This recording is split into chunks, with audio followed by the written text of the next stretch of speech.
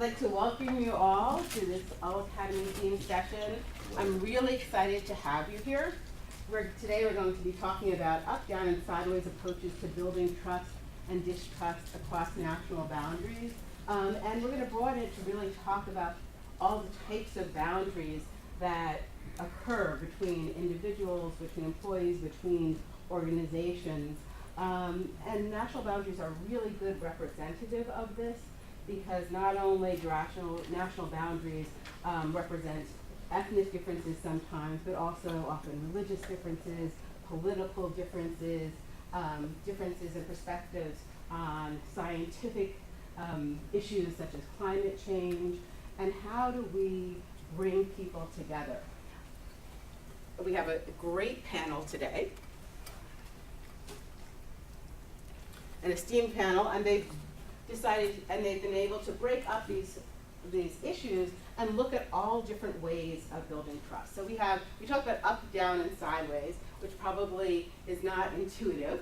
But what we mean by up is bottom up. So there are ways that people can build trust across boundaries that are really related to employees and people on the ground level, figuring out ways to cross these boundaries and build trust.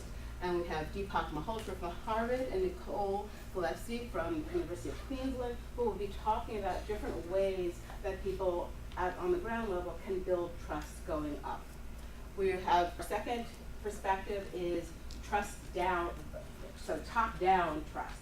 So leaders, team leaders, organizational leaders, organizations, what are ways that trust can be built down? We have Antoinette Weibel from St. Gallen and Sim Sitkin from Duke University. People have written, all of our presenters have written extensively on trust, and they're going to be looking at that interplay between trust and control, which is often happens at the top of an organization. By sideways trust, we mean trust that happens at the individual or at the kind of either interorganizational or cross-team level.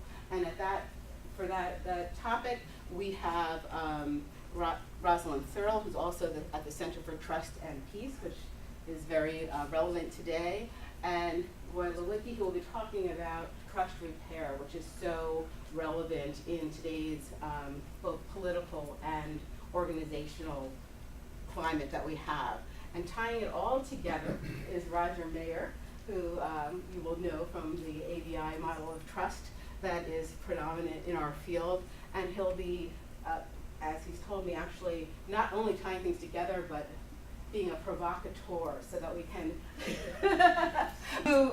move forward. So today our real goal is to not only have new research directions in trust, but also bring this out to the broader population of managers and political actors who are thinking about trust and how to build trust. And what we're going to do is, in our discussion, we're going to have after each two presenters, we'll have a discussion, and we'll also be tweeting questions. And if you have your phone and you can open up Twitter, and our hashtag will be hashtag BuildTrust17, and we'll try to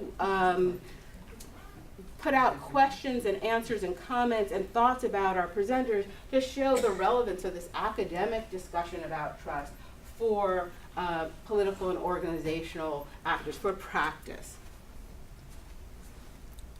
Oh, there's our pictures. And I've already talked about this, really reaching out to the broader audience. Get that hashtag in there.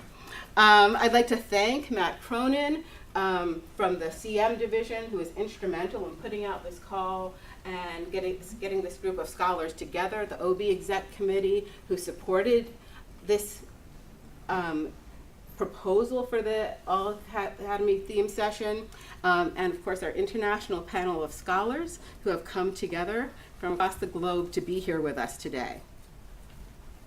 We also have media partners. After this session is over, it won't stop here. We're going to take the different sessions and write blog posts that the London School of Economics business blog has agreed to post. So we'll be sending out on Twitter when those come live. And we'll continue the session, the discussion over Twitter and also bb.com. So bb is a social media network that's trying to compete with LinkedIn, but by having a company that has high gender equity and a trust-based model of organizing. And so they're very excited about tweeting clips from our video and also our blog posts. So sign up for BB when you have time. And that was not an advertisement. So we're going to start off today with building trust from the bottom up. And we have Deepak Malhotra, who will come up and start us off. Right. Here is his Twitter if you want to tweet direct questions to him. And also write down Nicole's, because she will be next. Yeah, remote, we're just going to click here. Okay. Yeah. Just click here? Yeah. And I can click. All right. If I don't get at least one more follower. All right, folks. Good afternoon. How's everybody doing? Fine. All right. Well, I'm going to be talking about a couple of studies that I did some years ago with some collaborators that look at this question of trust, at least broadly speaking, across national boundaries. What's going to be different about what I'm going to share with you relative to at least some of the studies that I think you're going to hear about when you go forward in the rest of this session is they're not about businesses interacting with each other or the kinds of organizations most people study. The kinds of issues I'm going to be talking about are in situations where there's a lot of conflict. So a lot of the work that I do outside of the business domain is on armed conflict, on war and peace situations, on countries that are dealing with civil war or insurgencies or interest rate, other kinds of terrorism, etc. And what I want to talk about and what I want to use these two studies to sort of illustrate is at least the way I think about what happens when you're trying to build trust from the bottom up across societies, across fault lines, across borders, etc.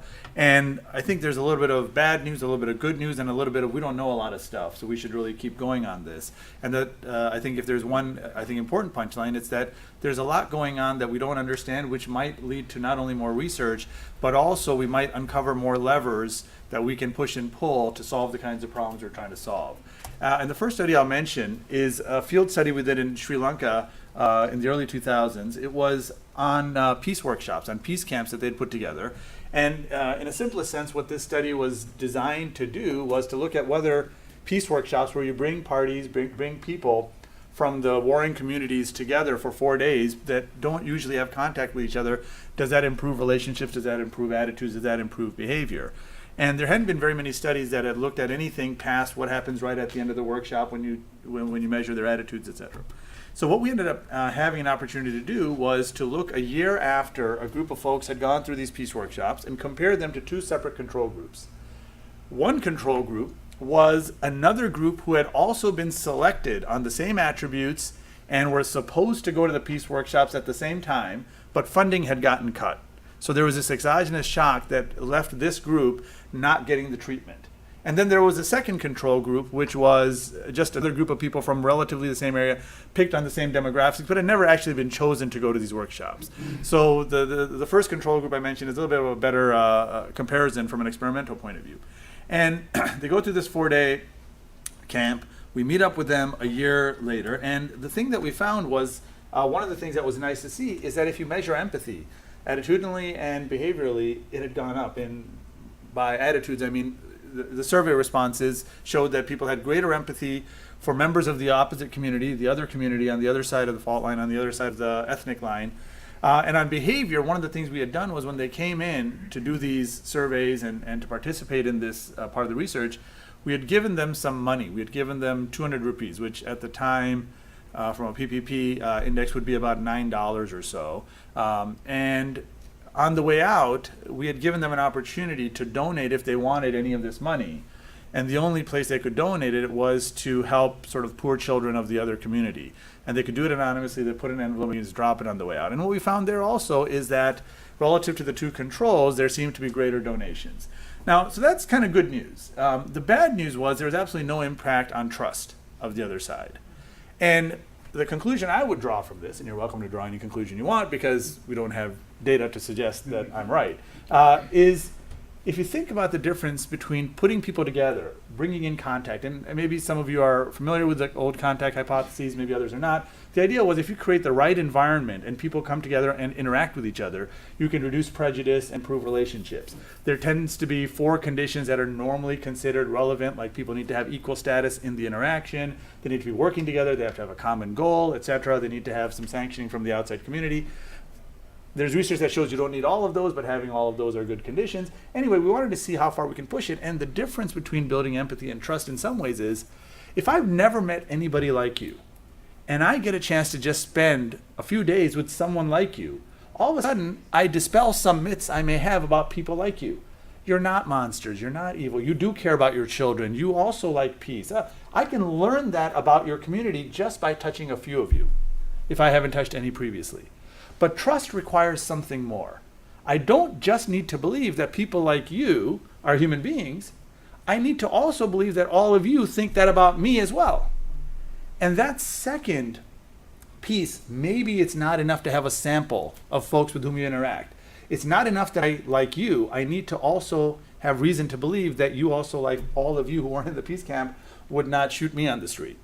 And if we're going to try to build trust, we can't just put it all in the same category. Oh, we want good things to happen. We want less prejudice. We want better affect. We want greater empathy. We want greater trust. So let's do this.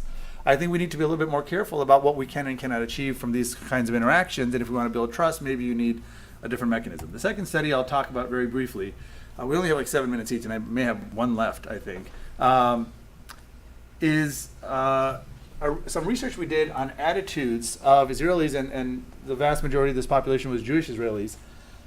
And we asked them to tell us how likely they would be to support the Geneva Accords. And the Geneva Accords were it was a deal that had been brought up by unofficial delegations of the Israelis and the Palestinians, after the Second Intifada and after the Taba negotiations had fallen apart. They had put this thing together, and at the time the question was, would anybody support this? And we were sort of interested in a specific thing. We wanted to test this notion of reactive devaluation. And reactive devaluation is a concept which says there's a tendency when we know the other side likes a proposal for us to like it less. If we are on the opposite sides of the table, the moment you like it, I like it less for that reason. I reactively devalue the proposal, the offer, the agreement, the accords, whatever. Now, there's a lot of rational reasons you might do that if you're a Bayesian, if you're looking at signaling potential of the fact that you like it. But we wanted to see what happens in an entrenched conflict that has been going on for a very, very long time. And what participants were told before they filled out their survey about how much they support these accords or whether they support them or not, we told them how much. Imagine a situation where other Israelis, a large majority of them support them or don't support them. A large majority of Palestinians support them or do not support them. And so we sort of had a 2x2 to look at what happens on this dimension. Now, the not surprising result was that the more people you know from your own side that support something, the more likely you are to support it as well. But we didn't find any reactive devaluation. Just because the other side loved the accords didn't make us support it less. The most interesting thing we found was that there was a positive impact of balance. There was a lot of benefit if both sides liked it equally, whether it was high or low. Both sides loving it, great. Both sides hating it, also great. There was some problem, and the question was, why is it? So we had looked at, we had some mechanisms that we had wanted to test. It turns out the two effects that we had, well, if other Israelis like it, I like it because it's probably good for us. But that's not the mechanism by which balance works. If it is a balanced agreement, it is perceived as more implementable. These are people who've been going at this for decades. This is not getting resolved. These are not novices. These are not participants in a lab. These people know that one of the problems, and not just that we want a good deal, they know that one of the things we need is a deal that can actually be implemented. And if you're in a situation where you have seen constant failure, one of the things you might be searching for is some signal that they can be trusted to follow through on it. If we got a great deal and you got a bad deal, in a world where the deal is done and there's no implementation, there's no future, hey, maybe you can celebrate. But in a world where getting the deal done is practically day one, and now you need the other side to implement it, maybe you need to understand that both sides need to have some equality. And I mentioned these studies again in the show. I mean, I'm at -2 minutes. I understand you don't have even a sign for that. So I keep seeing the 0-minute sign. I apologize. First, obviously, it's not easy. There's going to be some problems. We may need to invest greater we must have greater investments in order to build trust. That's sort of the Sri Lanka example. But I also think in both of these cases, I think we need to continue to test theories that we've been carrying with us a long time and test them in situations that are much more richer, contextually deeper, and are institutionally unique to the questions you really care about. And finally, the good news I mentioned before, or good or at least news in any case, which is that there is more going on than what we have previously studied. There's a lot of room for additional theory development, really figuring out what factors are going on. And also, I think, when you think about what happened both in Sri Lanka and what happened in Israel, that we might have other tools for getting people to support and build trust than we might have otherwise thought. That's it. Thank you. I'm sure you have questions, but we're going to hold them till after the first two speakers.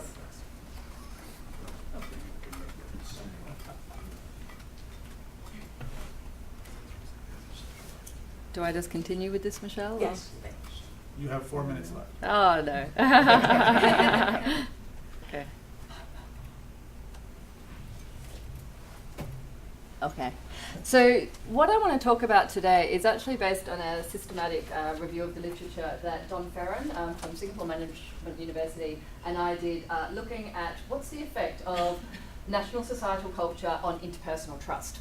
Now, trust is a complex process, concept that we know. Culture is perhaps even more complex, I would argue. So when we put these two together, we were perhaps a little naive thinking that we'd be able to answer this question. Of course, it's complex. And actually, in answering the question, we realized that there were multiple questions we needed to answer. So one of the questions was, well, how does culture impact on mean levels of trust across countries? How does culture impact on the meaning of trust? Do we actually understand and think about and work with trust in different ways? Are determinants and the consequences of trust, do they vary across cultures? So we went from a very empirical approach. We've got some nice conceptual frameworks around this, but we wanted to be hard-nosed empiricists and say, what do we know from the data about how culture influences interpersonal trust in these ways? Now, we were focused on interpersonal trust, so that's an important qualification to make, and also national societal culture gets operationalised in multiple different ways. I'm happy to send the paper that this is based on to anyone who's interested in sort of the details of the methods, limitations, etc. What I'll focus on now are just sort of the key highlight takeaways. So the first thing in terms of the findings is we have really good evidence of both the emics and edics of trust. Okay, so we do see evidence of some universal principles about trust, but we also see some culturally specific aspects of trust as well. The next thing to say is really a statement of where is the field at. So it's actually hard to draw out definitive conclusions on this based on our review. So many different trust correlates have been examined, obviously in all of those different ways and directions, very little replication. So how much faith do you have? If a study's been done comparing 4 countries and finds some country-based differences, is that enough? I'd say we need a lot more replication work. But the good news, okay, is that we can draw out some tentative conclusions and insights from this, even though sometimes only a few countries have been studied. So please take all of these as tentative conclusions that really should be tested more. Perhaps the finding which is most comprehensive and we can have the most robust confidence in is this first one. Yes, mean levels of trust do vary across countries. Okay, we know this very well. This is typically when trust is measured using generalised trust. So generalised trust in strangers or in other people in general. So there are clearly meaningful differences in this. We've got lots of different ways of studying this which provide the same sort of supporting conclusions. A caveat though that when trust is involves a specific reference, so if we ask people about co-workers or supervisors, this is where we actually find cultural differences play a weaker and more inconsistent role. And it's also true to say that not all countries differ significantly in their level of trust. So many of you would have seen some sort of chart on this, often based on the World Values Survey, that generally concludes that the Nordic countries have higher levels of generalised trust than other countries. And we see a variation across them. Okay, the next question I think is really interesting. Does the meaning or nature of trust vary across cultures? Now this is where I think we've got enough to draw out this at least tentative conclusion, but relatively robust evidence behind it, to say that the trustworthiness characteristics of ability, benevolence and integrity are universally applicable. Now, in saying that, there are culturally specific manifestations and interpretations of these different trustworthiness attributes of ABI. So what it takes for me to be seen as benevolent, what I need to do to be seen as benevolent in Australia, might be very different in Turkey or in China, for example. And it's also true to say that there's good evidence to suggest that at least in some countries there are additional emic aspects of trustworthiness that are important. So for example, in Turkey, thriftiness may be just as important as benevolence, or respect for authority or organisational commitment in other countries is equally important. So we do have a lot more to explore there. What about the determinants of trust then? Are these culturally determined? We found some evidence for some determinants being universal. For example, doing, in Rome, do as the Romans do, adapting to the local culture. And as long as this is being perceived as being done with good intentions and with some sense of integrity, then this appears to be a robust way to build trust across cultures. Communication, effective communication, respectful interactions appears to be important in all contexts. And there's some evidence to suggest that some of the strategies for repairing interpersonal trust, like apologies, are again universally applicable. We see some cultural differences in terms of procedural justice, risk-taking and reciprocity, how important these are. It does seem to depend on country. The other thing to say here is that we can actually predict quite reliably different levels of generalised trust based on country-level macro factors. Now, some of these are more institutional rather than cultural in orientation, but I think it's really important. Countries that have high national wealth, more income equality, higher levels of education, democracy, good government, good investment in health and education, strong formal institutions like the rule of law, and more ethnic homogeneity tend to have higher levels of generalised trust. And it's interesting, there's been a bit more work on that ethnic homogeneity. It may not be just a straight linear relationship, but perhaps a bit more like an inverted U. And there's some other mixed results which we don't really know whether they're culturally determined or universal. There's mixed evidence. In terms of the consequences of trust, again, we see both emic and etic consequences here. So one thing that is universal, and many people who would know the Globe study that looked at what constitutes or what determines effective leadership across 62 societies, one of the most consistent, highly valued aspects of that was the integrity, trustworthiness / honesty of the leader. I think this is a really good point for later discussion. But this is universally in all societies seen as highly important for effective leadership. Other things like open discussion, problem solving, cooperative goal achievement, firm performance, these are other consequences that we can see of trust as well across cultures. Okay, so in sum, there's evidence of ethics and emics of trust, okay? Levels of generalised trust do vary across national cultures. ABI does appear to be universal, with the caveat that in some countries there are other aspects of trustworthiness that appear to be also important. And then we can see that the determinants and the consequences of trust do seem to have both emic and etic aspects to them. So what we conclude in our study, and I think I'm going to do better than Deepak on time here, what we conclude is that, I'm not in the minus yet, almost, is that trust operates as a variform universal. So what does that mean? The general principle of trust holds across cultures, however there are specific manifestations of trust across cultures. We also believe that there's enough evidence to tentatively conclude that trust operates as a variform functional universal. So the relationship between trust and its predictors, whether they're antecedents or consequences, often hold, not always, but often hold, but the magnitude does differ. So we see trust operating in that form, at least for some of the relationships. And I think, in general, it gives us a bit of insight into the current state of the literature. I would say that we need to do a lot more in this space. There has been more work since our review, but we do need to have more if we want to have a confident, robust body of empirical literature to really inform practice. Thank you.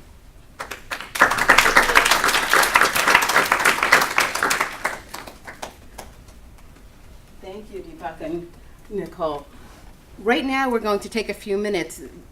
Rather than a traditional presentation where we hold all the questions to the end, we're going to have a short discussion now. So if we could have our two presenters come up, you're welcome to answer questions.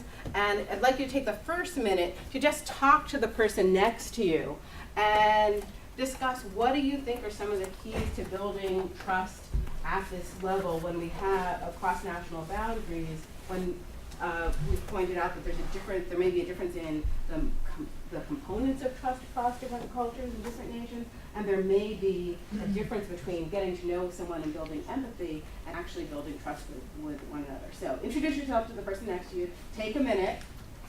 You can take a minute. I'm really gonna make you talk.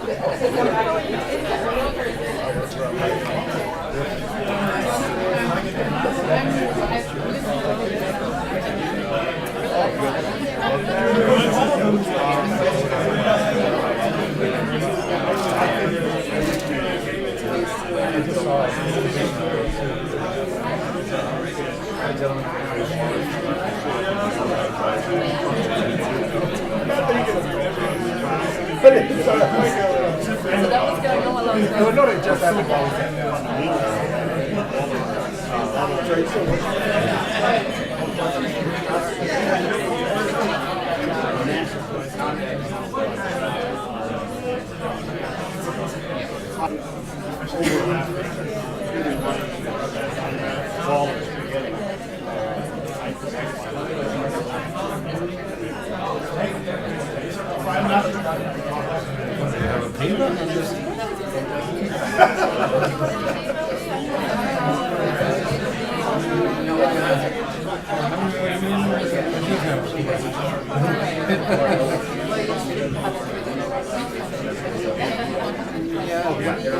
We had me that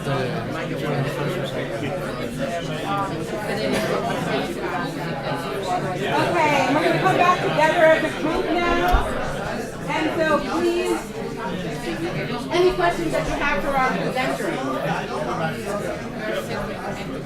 It is just like the classroom. Okay.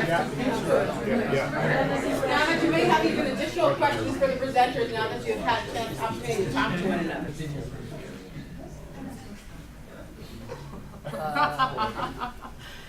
You may, yeah. So I have a question for Deepak. Sir. You noted, I thought it was really interesting that trust did not change, even though empathy did. Right. I was wondering whether it might be that what you accomplished in the intervention was the removal of distrust, but there were not actions to actually build trust. So the trust level might not have changed, but what you've done is removed preconditions that wouldn't allow it before. It's certainly possible. If you look across the survey questions we asked, some of them you could imagine have sort of teased apart and said that's more about distrust and one more about trust. But setting that sort of survey piece aside, there's no doubt that we may have done a set of things that are preconditions to in the future building trust. That I absolutely agree with completely. Yeah. And we also don't know what the right time scale for that is, Yeah. right? And we looked a year later, which was in some ways pretty unique, and in other ways maybe it's not enough. So, yeah. Nicole, if you want to make a research about how trusts are different in other countries or in other regions, what would be your suggestion about how to operationalize or put it in concrete terms that research in a specific country? I mean, consider what about the ABL model, or how to establish like the differences between the different concretions of the trust, the ABL model in a specific country. So this is a really interesting question, and I know Roger Mayer's in the room at the moment, and perhaps Hui too, who are actually actively doing a study on this. So I think that's one interesting thing that would be really great, I think, for Roger to talk about the methodology that they chose for doing that. And I think part of that's getting at some issues of measurement equivalence of scales across countries and things like that, which is really important. So I mean, there are those sorts of studies where I would say, you know, a couple of key points here are, it seems as though sometimes the countries are a little bit haphazardly chosen. Perhaps they align quite closely with the authorship and where they've got access, rather than being strategically thought about in terms of how different countries might differ on whether it's Hofstadter's or in meaningful ways. So I think the selection of countries, you know, I think Roger and Hui's study is very ambitious in terms of the number of countries that they're trying to do, and obviously that has resource implications, but I do think results are more robust when we can compare across perhaps more countries than fewer countries. But I would also say it depends to some extent on what your research questions are. We noticed a real lack of intercultural studies where we actually have people from different cultures interacting. And I wonder whether that's not really where we need to do the research, is at that coalface of actually, let's see what happens when these cultures interact, when people do this, because I think that to me, that's where most of the practical implications are. You know, knowing that countries differ by comparing them is one thing, but is really what we want to know is what happens when we bring these people together. So I would be an advocate for saying let's have more intercultural studies using a plurality of methods, from qualitative to quantitative to interventionist, experimental. I think we just need a lot more. Yeah. I'm very much interested in your notion about procedural justice and the differences, because I'm coming from the stakeholder engagement part. So intercultural relations in stakeholders are very important. So what are the differences in procedural justice? Yeah, I know you're testing my memory here because there's there's a lot of studies in there, and I mean, I'll send you the paper and you can have a look Okay, at the thank ones you. which reference that. Thanks. From memory though, it's one study that showed that it may not be universal, so again, tentative, and that's one of the areas of real tentative conclusions.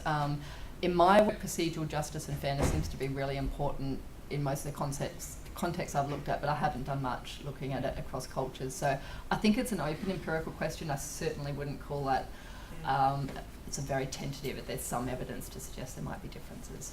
Thank you. Some of you. Yeah. Question about the predictors of trust. You were saying what would we find if we were looking at cross-cultural and how hard it is to build trust there. And I think the fact that ethnic homogeneity is one of the predictors of trust suggests that that is a bigger challenge, and that's already kind of a precursor. But I'm curious about the income inequality and ethnic homogeneity as two of the predictors of national level, meaning level of trust, and wondering whether there's an interaction between the two. So, for example, if whether you've explored that. So, for example, if you're able to maintain income equality as heterogeneity increases, you get multiple ethnicities in a previously homogeneous culture that are able to maintain income equality, does that help to interact to otherwise help to continue the trust? So this is basically an experiment that's happening in real time in Scandinavia as they become more and more open to immigration and at the same time try to maintain that income equality that they've had historically. Any chance of looking at that interaction? I think it'd be fascinating. I mean, I've done a review of this literature. I haven't actually conducted that kind of research myself. But I think what you may be talking about here is, are there some natural experiments going on here that we can tap into? And I think that would be very convincing to be able to think about how could we construct a research methodology around that to tap into it. And I'd also say that there has been some work, I picked it up in the popular press and newspapers based on the World Value Surveys and looking at income equality, because there's a lot of data that's collected on a regular basis over time on those two measures. So I think you could actually really design some cool experiments to look into that. Or not experiments, but just drawing on the data. I just don't want to fail the same test twice. All right. Great, thank you so much. And we're going to move to our next section. And if you have more questions for these panelists, we're going to bring all the panelists back at the end.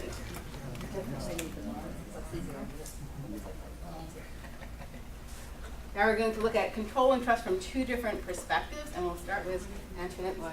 Thank you.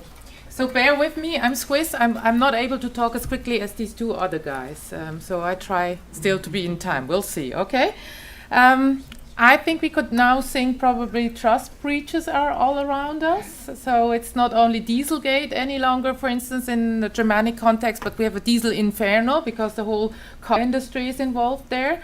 And I shouldn't mention Russiagate here, but I think there are some gates going on in the US as well.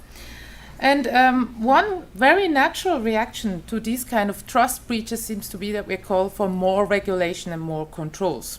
So I think it's a basic question, can these controls really help us to restore trust? And I would even really say yes, but with a very big but, and that's what I kind of want to explore, hopefully in the time. So outside, I'll just find out, yeah. Outside times of crisis, we find often in our studies that controls are enhancing trust. And I have to be precise, we find it that they enhance trust of employees in their employer or even contribute to a trust climate. For instance, in one study we can show that this is the case because controls protect employees from arbitrariness. And also, they make sure that the bad apples are treated in a system. We can also show it's important to them and it contributes to trust because it's making their organization a more reliable partner to other stakeholders. So we even replicated that study, so in an Asian context, and we find the same going on also in Asia. And in addition, that also contributes to the employees then being more willing to show or to go the extra mile. What I found even a little bit more counterintuitive on the first side, we can even show that enabling or bureaucracy, as long as it's enabling, helps us to form trust in the organization. So again, positive effects. And in a new study, we look at leaders, and leaders are much more likely to commit a leap of faith to really trust their employees if there are balanced controls around. So all in all, we find it quite often that at least balanced controls contribute to trust, trust in the system and even trust climate. But that said, that doesn't say anything about organizations in crisis, and I think there are two important caveats here. First of all, it depends on what we mean by balanced control. So what is a balanced control system? Balanced control system is, it's more formative rather than punitive. So I see Jodie Hoffer-Kittel in there. I'm a little bit nervous now, but you're going to correct me if I'm wrong here. We are going to have more enabling rather than coercive bureaucracies. So participatory fashion is very important. And we are going to see the absence of extremes, so no micromanagement, no salient, strong, high-powered incentives, no strong tournaments. And second, as I already said, we find this in functioning organizations. So will this also function to restore trust when we are in a crisis? And I just come up rather than with articles, just with example what's going out on there at the moment. So see, for instance, what JP Morgan tried to do after the meltdown of the financial industry. They now install on every computer of all employees an algorithm in order to identify the rogue trader. So everybody's put under suspicion. You have a fraud analytics everywhere. Well, I think it's not so difficult for us as trust research to come up with some predictions. So we are not going to win the hearts of the employees here. It's probably not going to help to change the culture towards a trust culture. And I'm even doubtful whether they are going to find the future rogue traders, because people with a high criminal energy probably know what they have to do in order to evade that kind of algorithms. Another example, also very prominent at the moment, what you're doing with more controls is, for instance, what Volkswagen is doing. They're doing a lot of scapegoating. So it's all about naming and shaming. Again, that's not going to help to bring up a new type of error culture, which they were lacking. If you know, my head is going to be cut if I'm going to do an error in the future. And so not going to full open communication they really badly need. And the third example is from the compliance mania we're at. We now think we are going to solve that problem by using robots and FAQs to bring us through all these rules. But of course, these rules are never going to be enabling, because they will not leave any latitude in decision, which is so important for enabling rules. And they probably also will not be measured or tailored to a specific context, because they're FAQ, they're highly standardized. So that's obviously not the way to go. And we do have research to back that up, and I'm only bringing one because I just like that one. One specific example, some people already know because I often bring it, where they imposed sanctions, and Sim is going to talk later anyway, so I'm not going to talk about ours or your research, which is vast, okay? I'm going to show you a study done by economists, Gnise and Rustikin, and they look what happens if we impose sanctions in a system where you didn't have sanctions before. Namely, they look at daycare centers in Israel, and they have the usual problem of daycare centers. Some parents turn up too late, and if they do that, then of course everybody has to sit and wait, and everybody's penalized in the daycare center. So what a standard economics person would say, no problem, we impose fines. And they look what happens if you impose fines. So what you see, first 7 weeks, they just had a measurement period. So they found out that most of these daycare centers is about 7 to 8 times per week where somebody turns up late. Then they impose the fines in the black group, by the way. That's not the control group as we might hope for. Impose a fine. They say if something happens in the future, we're going to put it on your bill, and it's about 40 Israeli shekels, so it's not a lot of money anyway, per children per incident. So what happens? Double the parents now pick up their children late. So that's already quite interesting. So the norms to kind of not come up late, they do not hold up any longer, and the price is not high enough. They call it also a price is a fine. No, a fine is a price, and the price probably is not high enough. What's more interesting, though, in week 14, they abolish the fines again. But the norms are not coming back. So does the bad conscience that I should pick up my children. So we still have double the parents than before the intervention that pick up their children late. So just imposing sanctions like that in one slide is probably not going to help us. Hence, what would be possible design options for good controls? Because I just showed you that it's difficult. I think disbalances have to be targeted. Disbalances that brought the system first into the troubles. For instance, banks would better return to salaries and get rid of high-powered incentives rather than come up with more restrictive compliance rules. Also, we would have the time to develop enabling new control systems in a participatory fashion. That would help us much more than compliance. And the last thing, I didn't go into that one, but maybe Sim is going to talk about that. We also have to look at the values of the people we want to control for. So, for instance, take universities. We value peer control. So it might be better to control us with a better peer control system rather than to count our articles we publish in 8 journals, just to give you an idea. And now I finish because I'm over time, and I give it over to Sim. Yes. Thank you.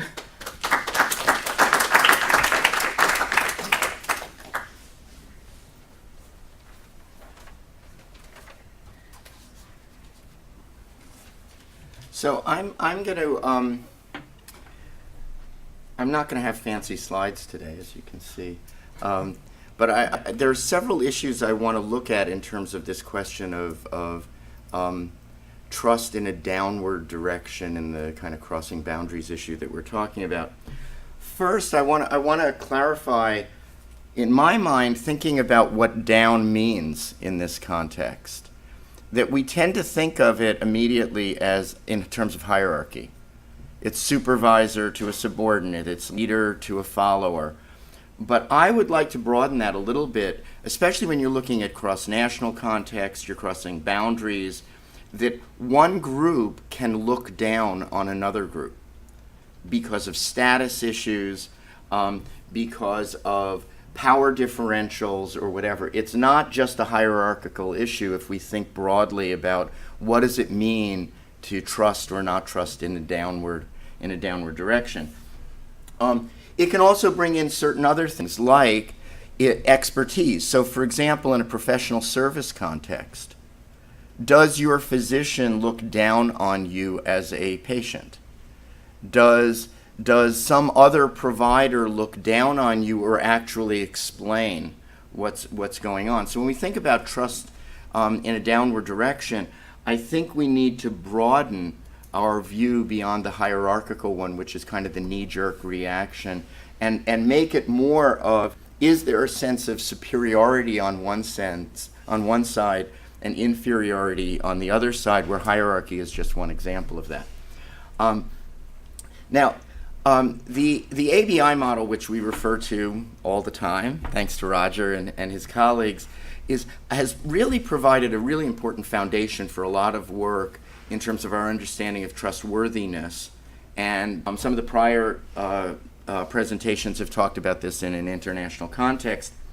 What I'd like to suggest is, in today's complex world, we need to add elements to the ability, benevolence, and integrity piece of this to take into account other factors that may not have been tested yet, but may or may not be brought in to bear. So some of them that I'd like to propose here, we're now talking about control a lot as another factor. Just as trustworthiness is not the same thing as trust, but is a factor that influences trust, control is not the same thing as trust, although it's been equated in some research.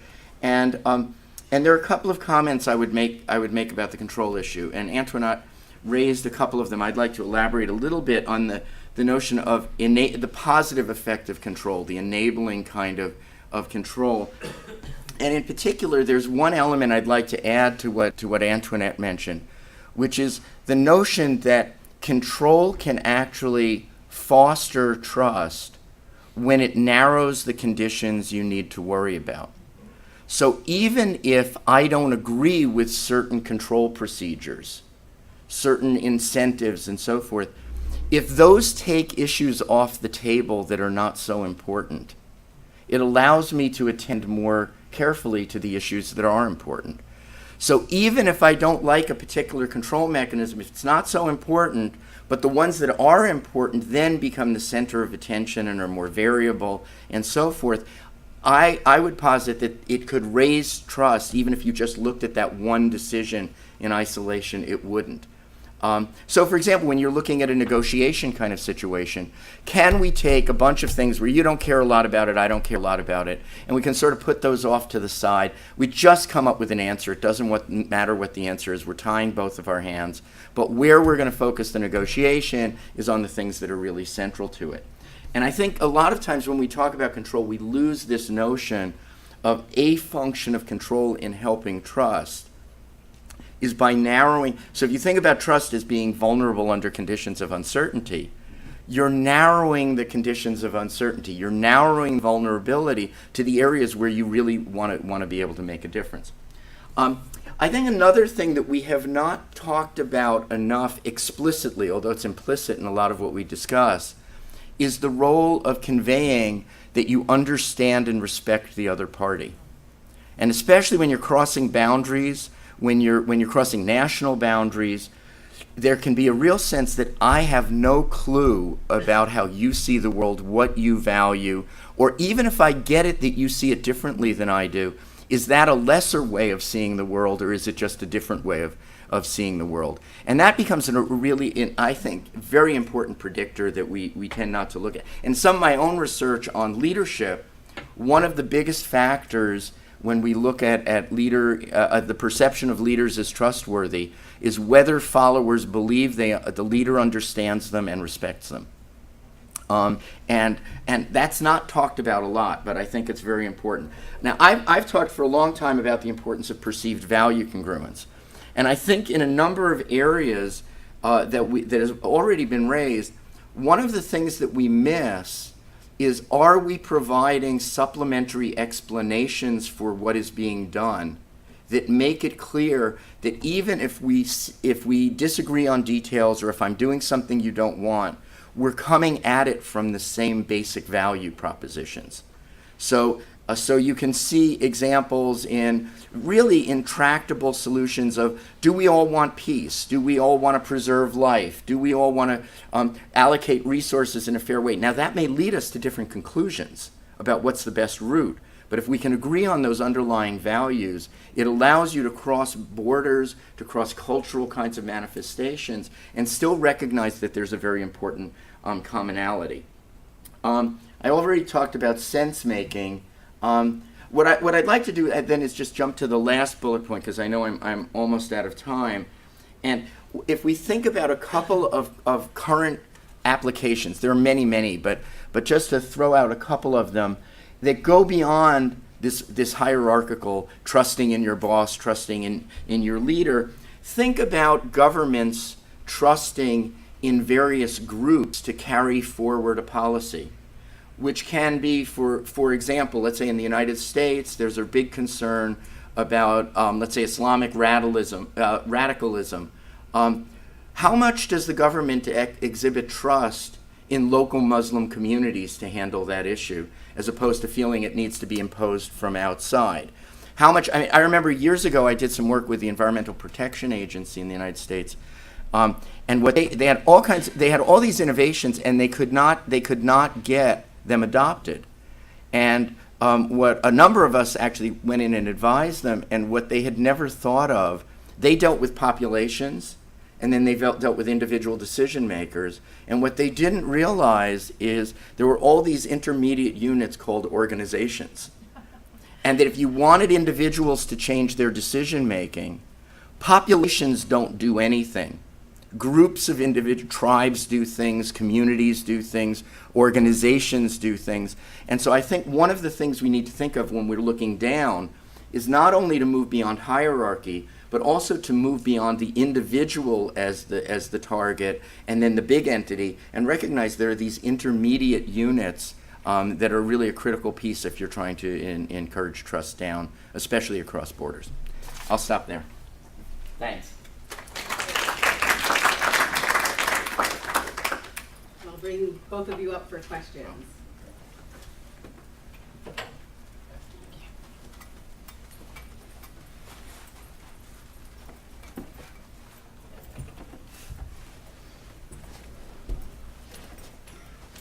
Now we're going to change it up a little bit so you can ask questions right away.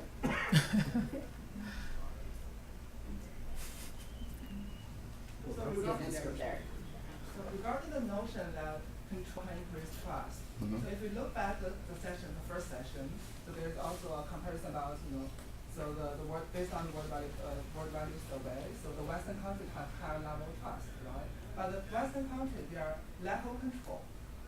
So do you think there is a conflict? Whether we should impose control, because for the Western country, there's less control, but there's high level of trust. I actually don't think there's necessarily less control.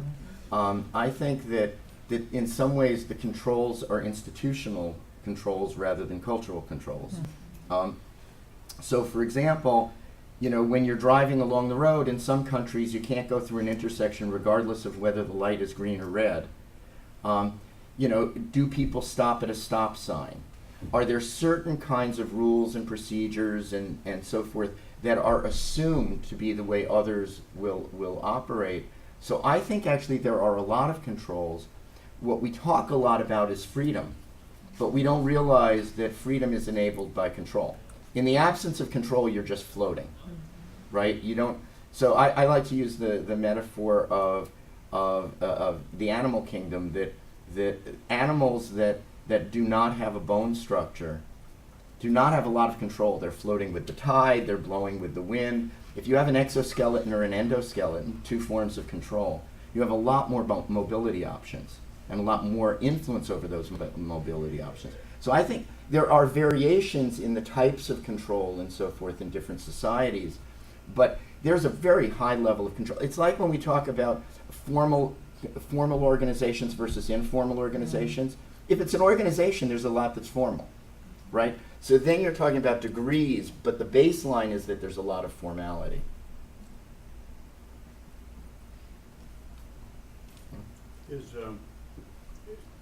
I think that identity differences are becoming a very big determinant of to add to the ABI trustworthiness category. Is that the same thing from your point of view as value compromise? It's The very fact that I know that you are a member of Group A and I'm a member of Group B automatically means that I don't trust you. Right. We're presuming value differences. I would certainly say worldview differences, perhaps. So I think it's a subset of it. Identity can include other things, but values would certainly be part of the identity. Yeah. It's a question that I have a feeling you'll like. You talked about the relationship between control and trust, but is there maybe also an interesting relationship distinctly between control and distrust to the degree that we believe these are distinct concepts? Could it be that there's this somewhat counterintuitive pattern that control would increase both? Well, I try to tease out that I believe it depends on the way these controls are implemented and not necessarily perceived in the end as well, but implemented. So, for instance, in our study where we looked at judges, they came with this new public management controls where they said in the future the courts are going to be measured by the caseload. Now that's something which is a little bit difficult to bear for a judge who wants to, do right. It's not about timing. And also these controls were imposed by very suspicious bureaucrats, I would say so. And that started then, it became a value, identity threat to the judges, and it started a whole cycle. I mean, it's also, you're not immediately into distrust, but then it started that one. So I think it's, in my opinion, it's implementation.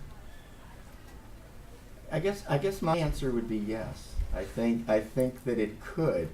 But I think this sort of relates back to Roy's question too, in the sense that, well, and to the issue of generalized trust. So if a control is imposed on me, and I don't like it, do I now generalize that to the point where I say, this organization is really against me? They say they're solving a particular administrative problem, but what they're really doing is trying to devalue, disempower, and so forth the employees in the organization. And now I've gone into the trust domain, because now I'm going to see everything that they do through this lens.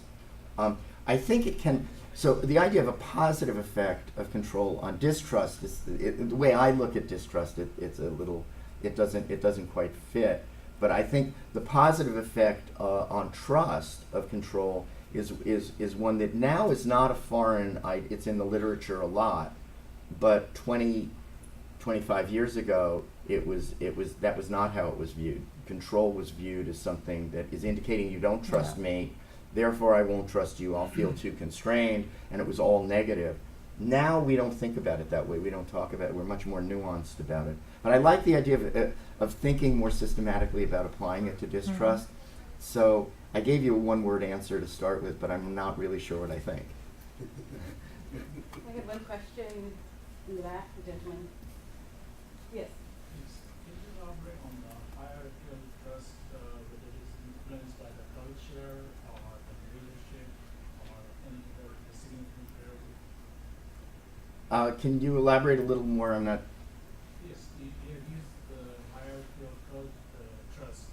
I was wondering whether you're referring to the hierarchy of trust in the organization, and if it is, it's influenced by the culture of the nation and also the leadership.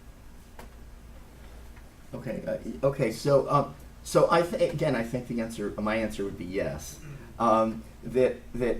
I think the national culture is one of many factors that could influence both what kinds of hierarchical controls are adopted and how those are interpreted.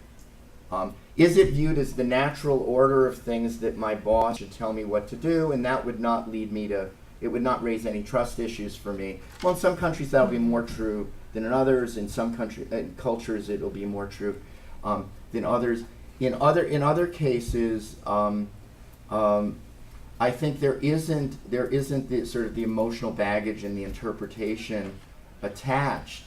In other cases it is attached, and so if you're trying to impose a control on me and I'm a professional, I think I should only be controlled by my peers. I mean, the case that Antoinette mentioned where we studied judges and administrators in the law court, the judges just felt like the administrators had no business getting into the legal issues because judges should tell judges what the legal issues were.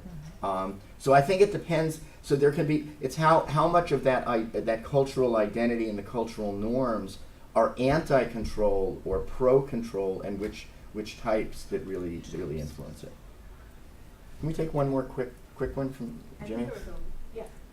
Sim, looking at control and trust, and I can see how it can, going back to the discussion you two just had about can it be used for distrust or maybe would it build distrust? It seems like it could be a third variable of fairness.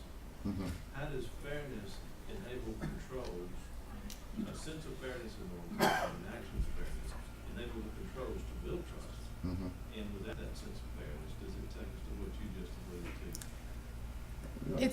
It's difficult whether we have established that controls would kind of create fairness, but of course, by the way we study it normally, we cannot really make out the causality, and it's very likely a reciprocal mechanism. So that would be my short answer.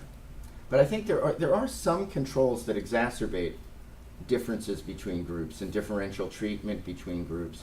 And so I go back to the sense-making thing I mentioned, that I think we tend to think that just putting it in place is going to be obvious how it should be interpreted. And I think the world is much more complex, and especially with the theme here, when you're crossing boundaries, you might have a very clear, you adopted this control because it was going to be more fair. I interpret that control as being discriminating against me or something else.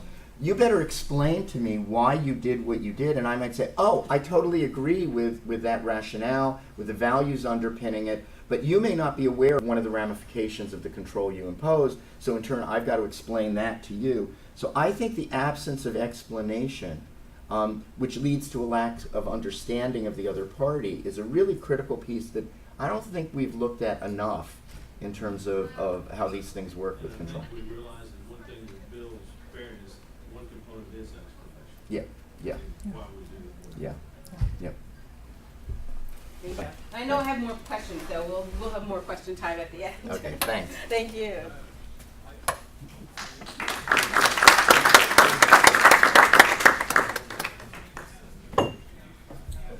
Okay. Now we're on to looking at sideways building trust across equal levels of power or across national differences. And we're going to start with Ross Searle. So thank you, Michelle. Thank you. So I'm going to be talking, actually building on some of the things that Sim's highlighted. And I'm going to be telling you about the city that I work in, which is the city of Coventry, which is a small city just outside the second biggest city in the UK. And it's actually one of the most culturally diverse cities in the UK. And it's also a city that was one of the areas that didn't riot in riots that we had many years ago, and it's also the city to which the government has decided to disperse refugees in a very large number. So it has some unique challenges. And as a result of that, let me tell you about Mr. B. So Mr. B is a guy that came into the Refugee and Migrant Centre in Coventry, and he came in and he said, please, can I have a garden? And that was all he kept talking about, was wanting a garden. And it was kind of, people were parking him and trying to work out, why is Mr. B asking for a garden? Well, Mr. B is called Showkat, and actually, if you delve deeper and had a conversation, as I did with Mr. B, you found out that Mr. B comes from Syria, and he was actually one of the world's experts on bees. And that was why he wanted a garden, because he wanted to get back to the thing that he was really good at. So what we were able to do through having that conversation with Mr. B is we've given him a garden, and that garden is Royston Gardens. And Royston Gardens, just outside Coventry, holds the Doubleday Seed Institute, and it is a garden where they experiment with bees and all kinds of different things. So Mr. B's great skills, Showkat's deep skills, have had resonance, and he's been able to get his life back together. Because what often happens for refugees, as these cartoons will show, is that they're not welcome here.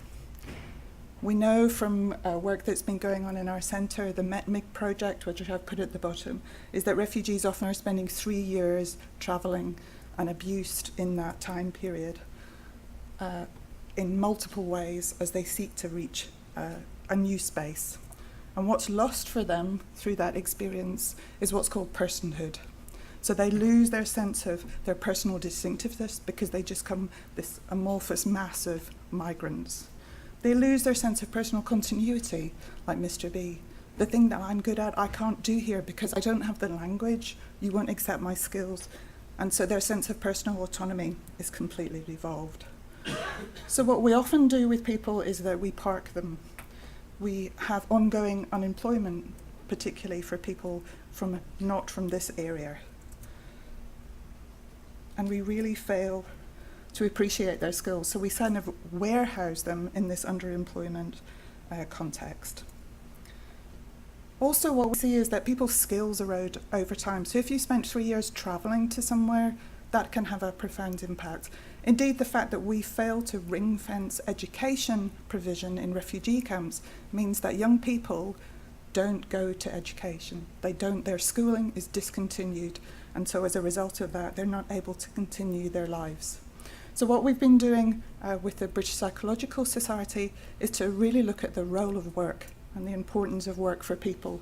We know from work back in the very early 1796, the retreat centre used work, it used gardens, interestingly enough, to try and restore people's sense of themselves.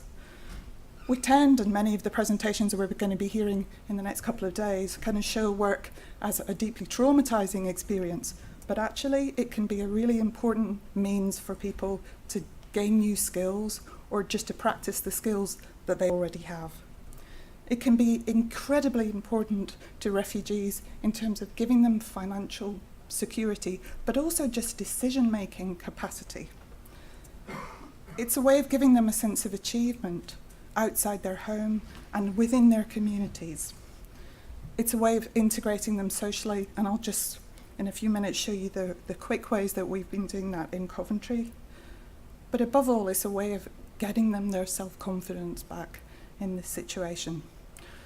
So what we know, and this is work that's come from Canada, is that people actually, particularly immigrants, face a unique array of barriers to getting them back into work. So they lose that sense of their social status, but they also lose their personal status from that.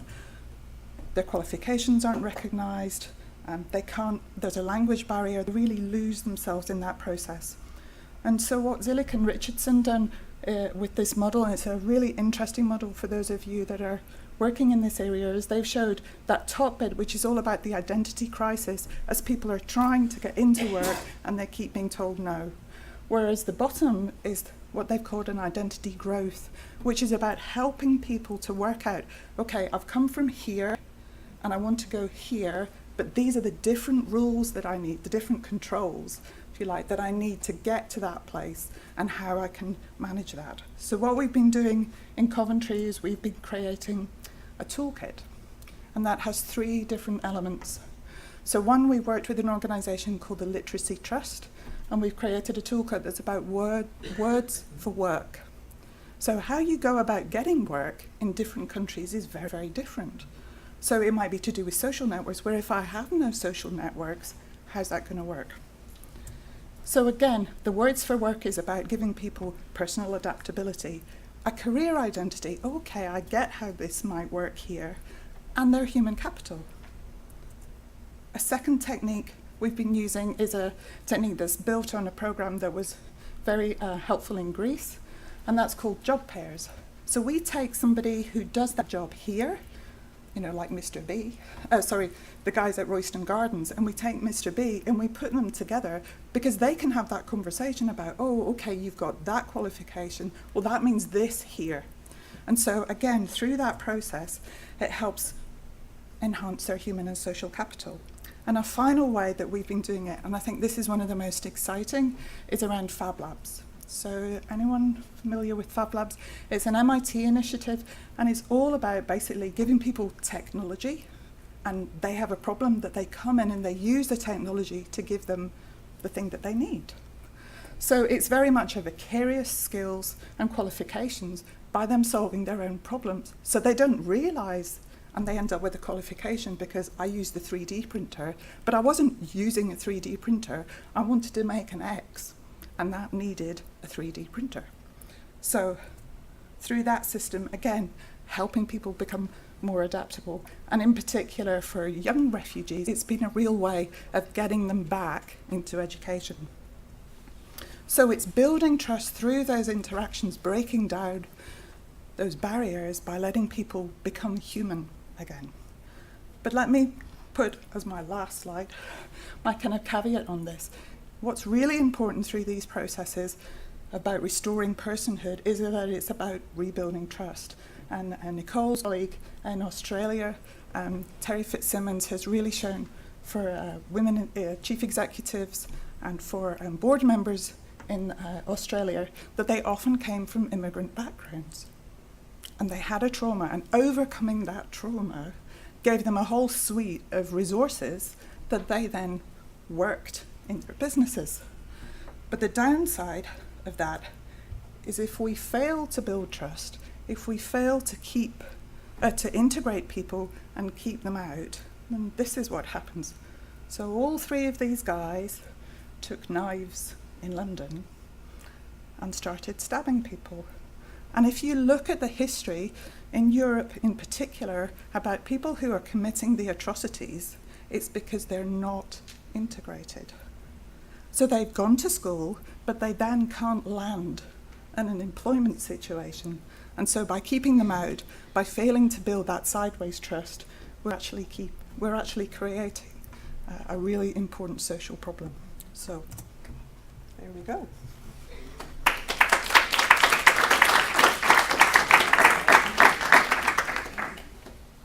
Continue with Roy in building more trust.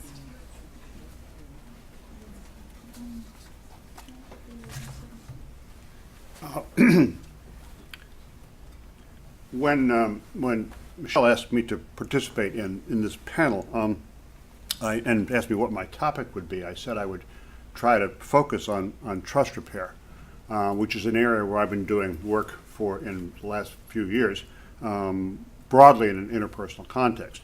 And when I then sort of accepted the challenge and moved to try to come up with a paradigm or a framework for understanding what that means in a cross-cultural context, I quickly got myself deeply lost in the mud. Because because of the cultural differences, because of the different levels at which you can look at that problem, because of the different cultural characteristics associated with the parties, and because in a lot of what we call rebuilding trust, depending on the discipline in which we approach it, can be called peace building, can be called cross-cultural communication, or a whole variety of frameworks. So, and as I've read studies and said, yeah, that's nice, but I can't possibly get all of that done in 7 minutes, and I've already taken a minute describing the problem to you. What I want to do is just set up, if I can, the trust repair dynamic, and then raise some questions about how that might work, or imply how that works in a cross-cultural way. And I'm going to skip some slides as I do this, because I've edited this deck once, and I'm going to edit it probably down on the fly as we go. Here's a very rough and crude model of understanding trust building and trust repair.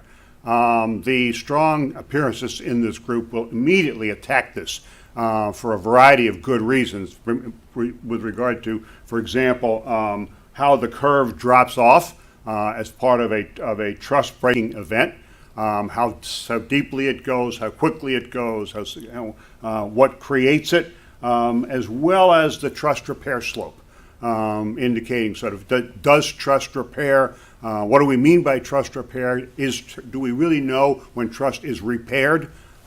Is repaired trust different than unbroken or virgin trust, so to speak? All kinds of questions come up like this in trying to understand the trust repair work. I'm going to talk about some strategies that have basically been used in trust repair, and draw some implications for sort of what we can learn about what's going on in this curve. The last 15 years of trust repair work has looked on a variety of things. It's looked on how trust has been structured. It's separated the perspectives of the violator and the victim, and sort of what goes on in the process. It's largely been peer-to-peer work, so I don't think there's anywhere near enough in terms of up, down, or repairing up or repairing down to understand these dynamics. There's less focus. It's treated as a cognitive phenomena. There's less focus on the emotional components of trust repair. And there's beginning to be some integration of the distrust construct. What breaks trust? A number of things. Broken promises, self-serving interests, acting inconsistently and unpredictably in international affairs. We know what unpredictable action does to the ability for countries or their leaders to trust each other.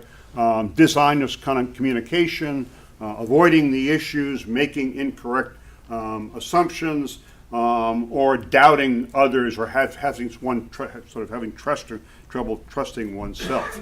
And there are four major sort of strategies that have been examined with regard to trust repair.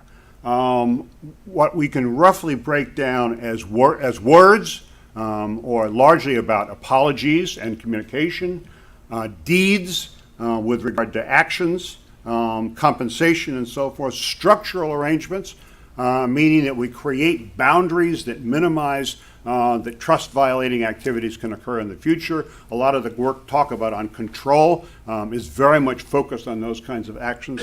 And silence, which has not been studied enough, I think is sort of an intriguing phenomenon in and of itself. That is no response. We start with the premise that, that in order to repair trust, that one ought to start with the appropriate demeanor.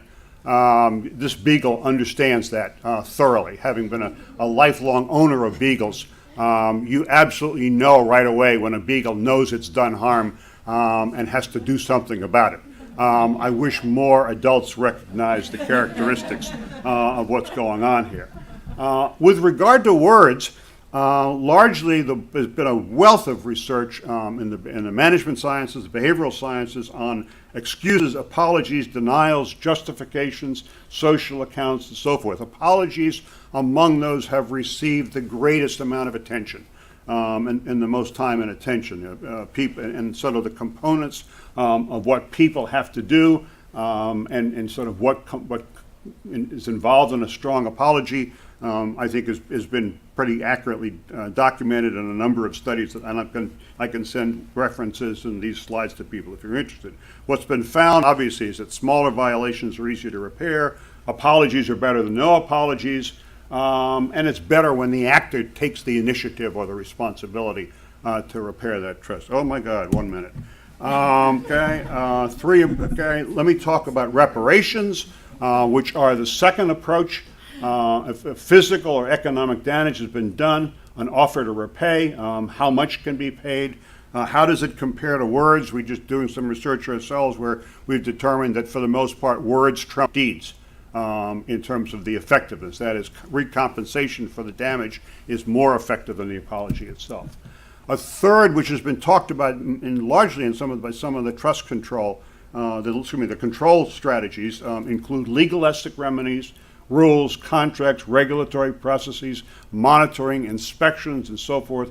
Hostage posting, meaning you post a security deposit or some form, structurally separating the parties, which is what many mediators and third parties do in order to be able to facilitate communication. And third parties monitor and oversight are all part of these processes. I think what's interesting to try to understand, and here in the cross-cultural work, I think is where we maybe need some help in understanding, is that when you go back to the curve, we're really asking some really fundamental questions at any level about what works in trust repair, what works at least in a way that we can measure it. What elements contribute to the trust decline? And is it the severity of the breach? Is it the number of breaches? What happens if the breaches keep working? Look at North Korea. How many times does North Korea have to launch a missile before we are capable of sort of saying we've crossed the line and we need to do something different? Once it comes up to trust repair, we really don't, I think, fully understand how to measure and understand that in trust terms.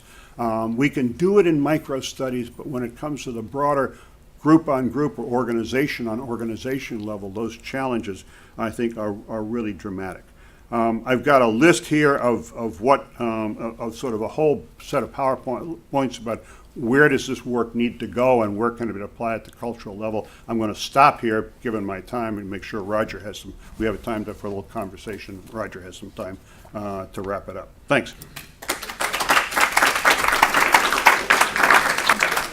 Roger, we're going to go directly to you so that we have time. And then we'll bring the panelists up. So as people have a little extra time to stay after the end, we're happy to take more questions. So we're going to begin with our discussion.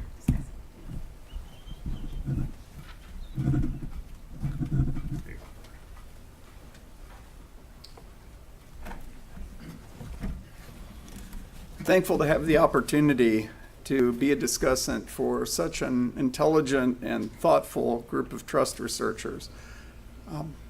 The purpose of our symposium was to talk about trust across boundaries.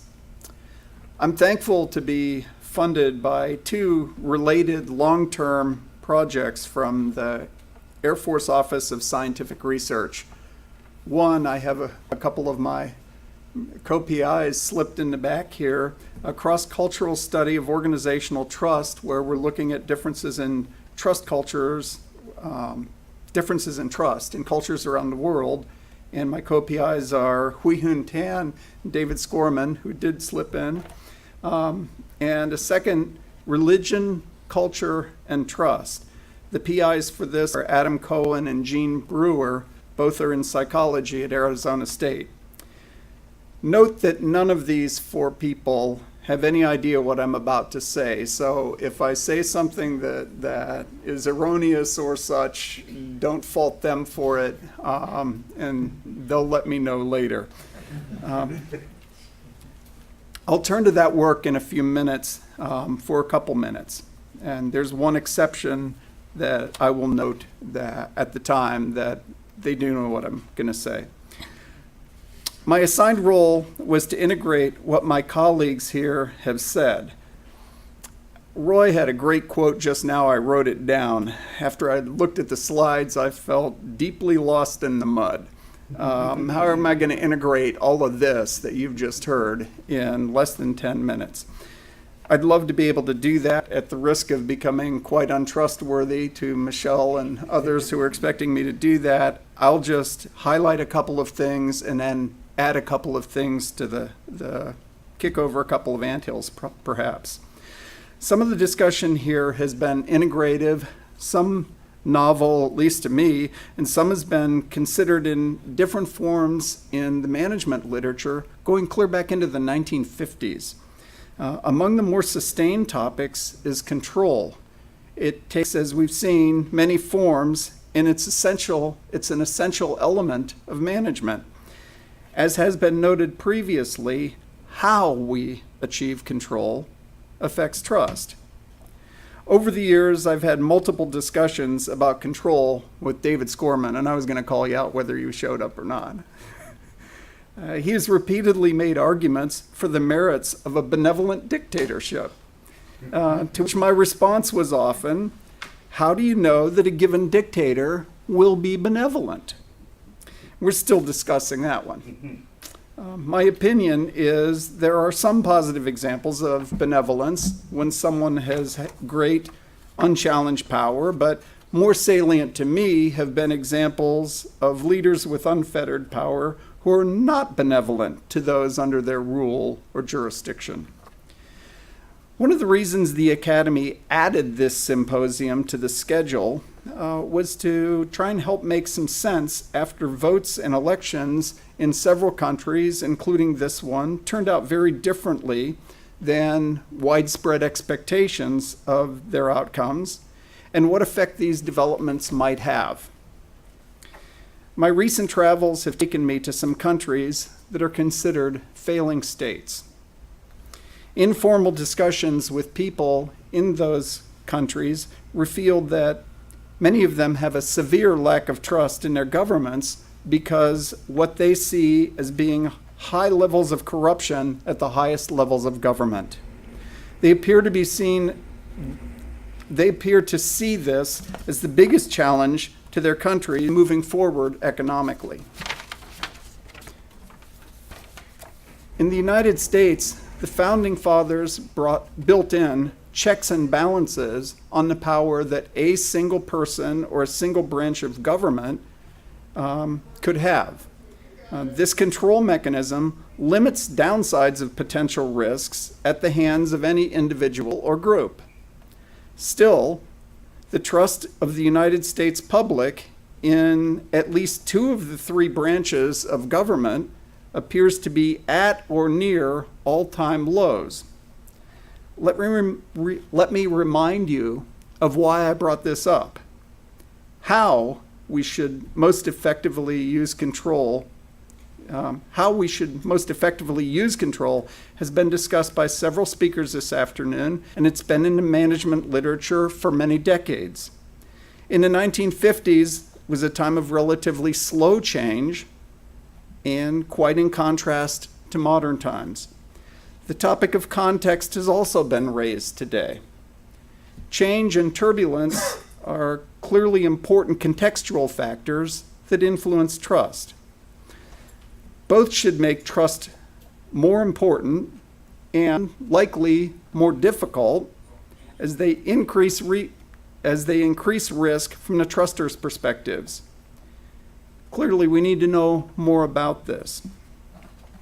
Control in many countries, including the United States, is accomplished in part by the police enforcing the law. My co-author, Scott Mortges, will be presenting a paper of ours Tuesday on police community trust from the police perspective. He's a veteran police officer and supervisor who's currently rewriting his department's procedures manual. By the way, I'm not sure if I think it's roughly comparable to rewriting a dissertation at your committee's request. I'm thankful to have him here and today to hear this discussion and be part of it, because he is squarely at the intersection of trust research and the realities of trust and control within our society. His primary concerns, and you can ask him yourself, are the safety of the public and of his officers, and how to build the trust relationship while serving those concerns. Roz also does trust research with the police in the UK. And the purposes and concerns for the police there are the same, but because the culture is very different, the relationship between control and trust may well differ. Several years ago, the theme for the Academy of Management was, what if the Academy mattered? This is not just an academic discussion. People are living or dying based on how this trust and control relationship plays out. Over the last several years, the grants that I mentioned have put me in some very interesting discussions and data collections regarding trust, culture, and religion in countries around the globe. I'm appreciative of the opportunities and insights provided by those who've been willing to share about their trust, their vulnerabilities, and yes, even their religious beliefs. Religion, that's not something we're supposed to talk about in polite company. One of the questions that the Cohen and Brewer team from Arizona State has examined is whether differences in religious beliefs or practices of a trustee make that trustee less trustworthy. Those of other religions could be seen as outgroup members and therefore less trustworthy. Our initial data, however, suggests this is not the case. But there's still a lot to be learned in this arena. I'm inserting religion into this discussion here because across national boundaries, religion is often the elephant in the room. We need to better understand how this elephant is related to trust across national boundaries. So those who know me well won't be surprised that I will end in an analogy. If a tire on a car has a small weight either added or taken away from one side, it's of little consequence when you're driving slowly in a parking lot. If you accelerate to highway speeds, it'll make a noticeable vibration, and if ignored, will eventually damage the car or even cause an accident. Technology and globalization have allowed us to do many things far faster than ever before. While in many ways this is awesome, we need to continue to better understand where trust comes from, how to repair, maintain, and build it as we change several key contextual variables: the speed of communications and interactions, the many dimensions that were noted of cultural differences, and perceived differences based on religion. Thanks for your attention and for allowing me to broach politics and religion, two topics that are traditionally considered taboo in polite company. Thank you. Michelle?